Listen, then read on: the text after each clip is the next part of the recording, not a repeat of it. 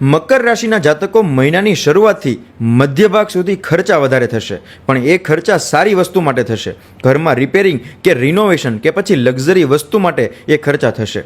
આ મહિને કોઈ જગ્યાએ રોકાણ કરવામાં વધારે લાલચનો અથવા ખોટી સલાહનો શિકાર તમે થઈ શકો છો. એટલા માટે ખર્ચા કે રોકાણ કરવામાં ઉતાવળ નથી કરવાની.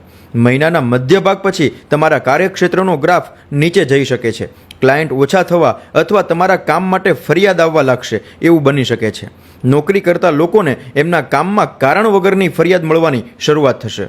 મહિનાની શરૂઆતમાં કરેલા ખર્ચના કારણે મધ્ય ભાગ પછી પૈસાની અછત દેખાઈ શકે છે. એટલા માટે ખર્ચા પણ સમજી વિચારીને કરવા. આ મહિને કોઈ ધાર્મિક કાર્યનું આયોજન પણ થઈ શકે છે અને બને ત્યાં સુધી આ મહિને પોતાની જાતને ધર્મ સાથે જોડો. એનો ફાયદો તમને આવનારા સમયમાં થશે. આ મહિને નિયમિત ગૌશાળામાં ગાયને લીલું ઘાસ ખવડાવો અને શિવલિંગ ઉપર પંચામૃતનો અભિષેક કરો. જો તમારી રાશિ પણ મકર હોય તો કમેન્ટમાં યસ લખી દેજો અને આ વિડીયો તમામ મકર રાશિના જાતકો સાથે શેર અવશ્ય કરજો. જય શ્રી કૃષ્ણ.